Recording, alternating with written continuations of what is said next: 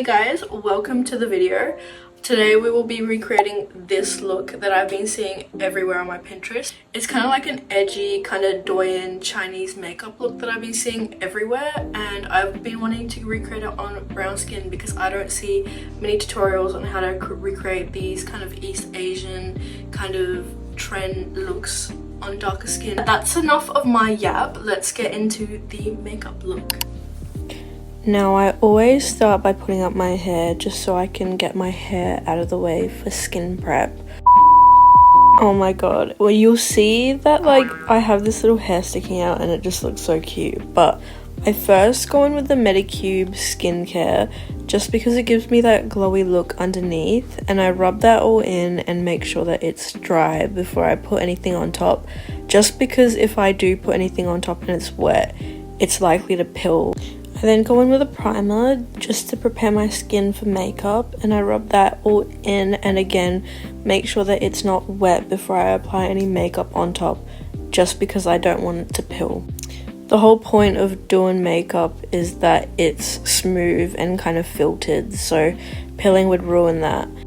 I'm now going in with a skin tint of my choice. I usually go with Fenty Beauty just because their skin match is really good, and I blend that in with a brush, just a little angled kind of brush, just because it kind of gets in all the spots, and also because skin tint is usually quite hard to move around on the face without it coming up. I always spot conceal no matter what kind of makeup look I'm doing, just over my dark spots and pimples, and I blend that in with the same kind of brush just so it melts into the skin tint. Kind of the same kind of logic with my under eye concealer. I always go for a lighter concealer when it comes to that, just because I think it brightens my face more, and particularly for this makeup look they always have bright under eyes, so that's why I'm doing that. And I just press that in with light pressing motions, just like I would do with my spot concealing. For this makeup look, I took a beauty blender just as an extra step in melting all that in to achieve that kind of smoothed look. I do wet my beauty blender before I start kind of pressing it in, just because I think a wet beauty blender kind of melts everything in together perfectly. Just the same kind of logic with my forehead, brightening that area up like how it is in the pictures, and doing the exact same kind of technique. Now I'm going in with a cool tone contour because it gives a darker toned kind of look that is emulated in those pictures. It's a very kind of cool look, there's not really any warmth to it, and my skin is already quite warm as you can see in this video, but I'm trying to kind of negate that instead of accentuating it. And I've applied that contour in kind of an angular position just so that it brings my face up, because in these pictures the girls are always snatched as hell and my face is not snatched, so I need a little extra help there, especially around the jawline.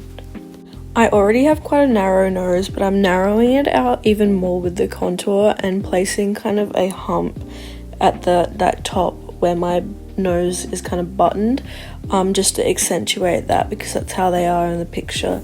And I will just slightly blend that out and apply a highlighter in the middle, just to accentuate that even more. I don't really want to be blending it out too much, just because if I do then it's not really visible. Now how I'm doing my blush is that I'm applying a base blush kind of level to it, which is a kind of a cool tone pink, and then I will go ahead and set my entire face with a finishing powder just to achieve that matte look. And I will then go in with some red lipstick to kind of achieve that cool toned blush dark red look that is emulated in a lot of those pictures. And I won't set that, just to kind of keep that glowy radiant look that the lipstick gives, that is really kind of emulated in those pictures. Now I'm just setting the whole face with the powder layers, so powder kind of bronzer, powder blush, everywhere that I applied contour and blush. Now my favorite part is waxing down my eyebrows. I always do this at the very end of like all the base products, just so I can get rid of any leftover products that is still trapped in my eyebrows. And then I will go in with a highlighting pencil just to highlight my brow bone there, because a lot of these girls have the kind of perfect bone structure that I definitely don't have, so I'm trying to kind of have a similar kind of look to that. I'm starting my eyeshadow with a white base first of all, and then I will go in with a kind of brown toned eyeshadow, usually in a cooler tone, just because this makeup look is very cool toned, and that's just to kind of deepen my eye socket. And now I'm going in with a black. That is what really makes it that edgy look. It kind of gives it that pop of dimension and makes it not look like every kind of other DOUYIN makeup look. But yeah, I blend that out really all the way up into my eyebrows, and then I will pop a shimmer kind of highlighting color on there that is very pretty. It's kind of got this green undertone to it, and then I'm taking this Glam jelly stick and popping that over just to add some extra glitter. Look at that shine, guys. Oh my gosh. And then I'm doing my eyeliner. I did this off camera just because I hate doing my eyeliner, but for my eyeliner I kind of just do a small wing, and then I am now doing the Aegis-Sol. That is just with a kind of contour shade and highlighting that again with my highlighting stick, just to kind of emulate that eye bag kind of look. I've never really tried this before, but it came out so pretty. And now I'm putting these spiky eyelashes on. I always cut the corners of my eyelashes just because if I don't, it will definitely poke me in the eye. And I did that off camera, but this is what they're looking like. Very cute, very pretty. And I'll just apply mascara in between my actual lash and the eyelashes, just so there's not a gap in between them. And now I'm applying my bottom lashes. I really coated up here just because I want that thick bottom lash look. I'm using a shimmer stick here to add my nose highlight just to accentuate that nose structure a bit more. It looks very, very pretty on camera as well. This is my lip combo. So I'm going in with Brownie Pie from Rimmel. This is my go-to lip liner. It's just so pretty on brown skin. I just feel like you can't go wrong with this shade. And I'll just outline my entire lip. I kind of go overline with my upper lip because I have a I don't know how to describe it, but it's kind of like a double line at the top of my lip. So I will also fill that in as well as the pigment on my lip as well. And I'll blend that out with just the end of the pencil, just so it has that blurred effect. And this is the star of the show. This is my red lip tint. It's so pretty and it's perfect for this look. It has that kind of vampire-esque kind of vibe to it.